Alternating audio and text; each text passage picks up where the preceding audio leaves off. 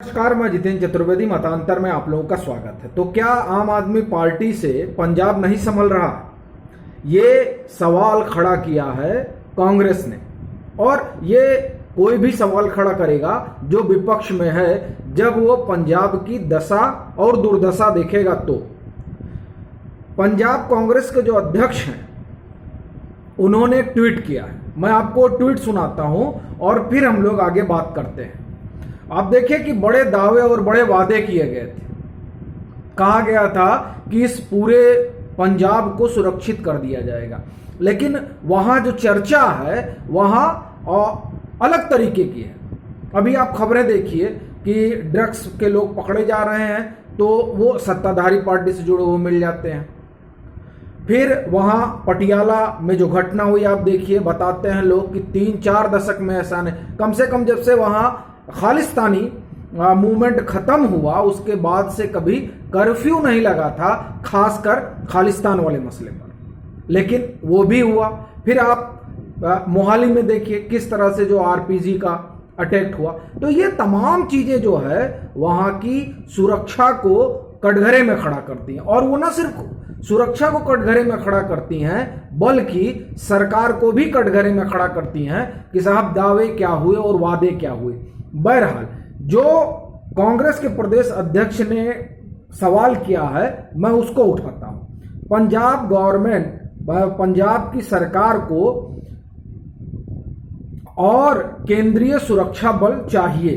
फिर वो आगे लिखते हैं, भगवंत मान साहब, क्या आप ये क्यों नहीं मान लेते हैं कि पंजाब को सुरक्षा देने में आप विफल रहे हैं? फिर वो आगे लिखते हैं, ये बड़ा महत्वपूर्ण है, इसको भी सुनिए, कि अरविंद केजरीवाल की सुरक्षा के लिए पंजाब के कमांडो डिप्यूट कर दिए गए हैं और पंजाब की सुरक्षा के लिए सेंटर से फोर्स मांगी जा रही है। यह कांग्रेस का आरोप है और यह बड़ी बात है। आप ये देखिए कि जो लोग आम आदमी की बात करते हैं, जो ये कहते हैं कि साहब हम जो है हम किसी तामझाम में नहीं चलते हैं, अब उन्हीं को तामझाम की सबसे ज्यादा जरूरत है। तामझाम मतलब खौफा सुरक्षा व्यवस्था। आपको अगर ध्यान हो, जब आम आदमी पार्टी ने अपनी पॉलिटिक्स शुरू की थी तो वो लाल बत्ती, हरी बत्ती, नीली बत्ती, इन तमाम चीजों से परहेज करते थे और कहते थे कि ये सब नहीं होना चाहिए, इससे वीआईपी कल्चर बढ़ता है। लेकिन अब उसी कल्चर की तरफ ये लोग बढ़ रहे हैं। बहरहाल, सवाल यह है कि आखिर में क्या परिस्थितियां बन गई हैं पंजाब में। ये बहुत बड़ी बात है कि पंजाब के डीजीपी को पत्र लिखना पड़ता है होम मिनिस्ट्री को, और आप ये समझिए कि कहना गुहार लगानी पड़ती है कि हमें सुरक्षा चाहिए। अब ये देखिए 2 दिन पहले की खबर है, और कल तो भगवंत मान गए ही थे होम मिनिस्टर से मिलने। पंजाब में लॉ एंड ऑर्डर संभालने के लिए पुलिस ने केंद्र से अर्धसैनिक बलों की 10 कंपनियां मांगी हैं। सूत्रों के मुताबिक डीजीपी बीके भावरा ने इस संबंध में केंद्रीय गृह मंत्री को लेटर लिखा है, मंत्रालय को। हालांकि औपचारिक तौर पर पंजाब पुलिस का या मान सरकार ने इस बारे में कोई प्रतिक्रिया नहीं दी है।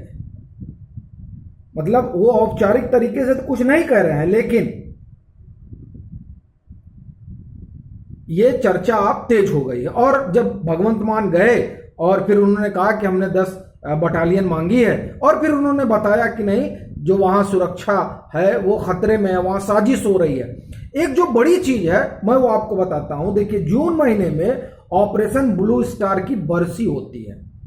इस दौरान पंजाब में हर साल हालात महत्वपूर्ण तनावपूर्ण रहते हैं।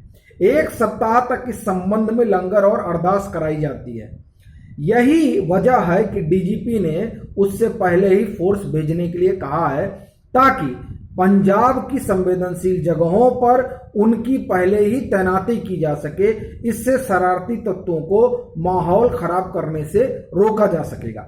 ये सब तो चीजें हैं, लेकिन आप देखिए सुरक्षा व्यवस्था के लिहाज से ये 2 घटनाएं तो हुई जिसमें यह कहा गया कि पाकिस्तान की खुफिया एजेंसी आईएसआई, ये जो मोहाली में इंटेलिजेंस के हेडक्वार्टर पर हमला हुआ। देखिए, इंटेलिजेंस के हेडक्वार्टर पर हमला बहुत बड़ी बात है।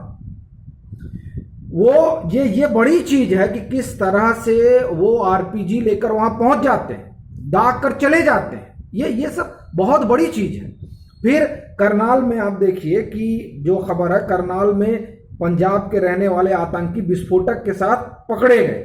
पंजाब में अमृतसर समेत कई जगहों से आरडीएक्स समेत अन्य विस्फोटक बरामद किए जा रहे हैं। और देखिए ये तमाम वहां घटनाएं हो रही हैं, उसमें बब्बर खालसा इंटरनेशनल की साजिश भी सामने आई है। इस तरह की बातें कही जा रही हैं। अब आप देखिए कि किस तरह की सिचुएशन पंजाब में बनी हुई, और अब डीजीपी ने पत्र लिखा, और जब खुद मुख्यमंत्री जाते हैं और गृह मंत्री से मिलते हैं, तब आप समझिए कि केंद्रीय सुरक्षा बल और मांगे जा रहे हैं। और ये जो हालात हैं, इस हालात को लेकर कैप्टन अमरिंदर सिंह जब मुख्यमंत्री थे तभी से वो आगाह कर रहे हैं, और वो ये बार बार कह रहे थे कि यहां पर खालिस्तानी गतिविधियां बढ़ रही हैं। ड्रोन से हथियार आ रहे हैं, टिफिन बम आ रहे हैं, कैश आ रहे हैं, ये तमाम चीजें जो है ये वहां शुरू दिन से, मतलब ये आप कहिए कि ये जो सो कॉल्ड किसान आंदोलन शुरू हुआ, उस किसान आंदोलन की आड़ में सियासी लोग भी अपनी रोटियां सेकते रहे, और ये खालिस्तानी भी उसमें एक्टिव हुए। और अब आप देखिए वहां बात करिए, लोग बताते हैं कि इतने फेसबुक पेज आ गए हैं इस तरह के लोगों से जुड़े हुए। वो तो यहां तक कहते हैं कि आप कुछ लिख दीजिए उस पे, तो आपको जो है फोन कॉल्स आने लगते हैं, आपको लोग धमकाने लगते हैं। मतलब एक अलग तरीके का जो है उन लोगों की वहां पर एक्टिविटी हो रही है। और जाहिर तौर पर वो बॉर्डर स्टेट भी है, और ये हिंदुस्तान में आप ये समझिए कि शांति व्यवस्था जो है डिस्टर्ब हो, ये जाहिर तौर पर बॉर्डर स्टेट होने की वजह से आईएसआई तो चाहेगी, और वो चाहेगी कि वो तमाम चीजें जो पहले मतलब 80 के दशक में उसने की थी उसे फिर से पुनर्जीवित किया जाए। ये तमाम तरह की उनकी कोशिशें होंगी। और ऐसी स्थिति में कानून व्यवस्था की जो लचर स्थिति है उसे लेकर वहीं के लोग सवाल उठा रहे हैं, वहां का विपक्ष सवाल उठा रहा है कि आखिर में हो क्या रहा है। और ये बड़ा गंभीर सवाल है कि जो आप ये समझिए कि किस तरह के हालात हैं। और एक चीज ये भी चर्चा में आप देखिए, हिमाचल प्रदेश तक जो है ये खालिस्तानी झंडे देख लिए जाते हैं। अब उनका ये दावा है ये कि साहब जो राजा रणजीत सिंह का साम्राज्य था, उस साम्राज्य में हिमाचल भी आता था, सो वो वहां भी जाके झंडे गाड़ाएंगे। तो इस तरह की स्थिति है, माहौल बहुत आप ये कहिए कि ठीक नहीं है। लेकिन जब इस तरह के आरोप लगते हैं कि साहब ये जो है सरकार रिमोट कंट्रोल से चल रही है और यहाँ हाजिरी कहीं और लगाई जा रही है, तो इससे जो है परिस्थिति और गड़बड़ होती है।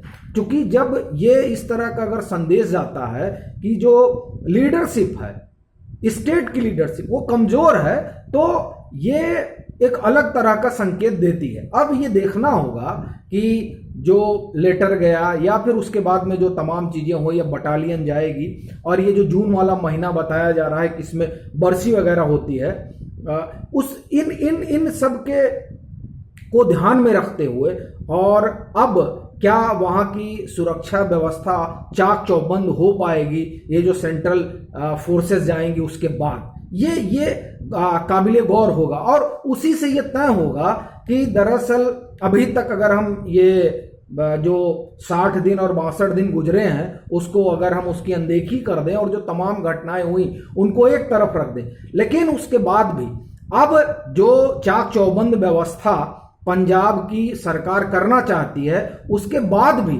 अगर इस तरह की परिस्थितियां बनती हैं तो जाहिर तौर पर उनके बस की बात नहीं रह जाएगी। जैसा कि आरोप लगा रहे हैं विपक्ष के लोग कि नहीं अब इनके बस में नहीं है, ये सीधे क्यों नहीं कह देते कि हम स्टेट नहीं संभाल पा रहे हैं। लेकिन जाहिर सी बात है कि अगर सरकार कहीं और से चलेगी तो चीजें किसी और तरीके से दिखाई देंगी। फिलहाल ये देखना होगा कि अब जो फोर्सेस जाएंगी उसके बाद पंजाब में किस तरह की स्थिति बनती है। अभी के लिए फिलहाल इतना ही। अगर आप मतांतर से नहीं जुड़े हैं तो जुड़िए, वीडियो को लाइक कीजिए, शेयर कीजिए और अपने सुझाव जरूर साझा कीजिए।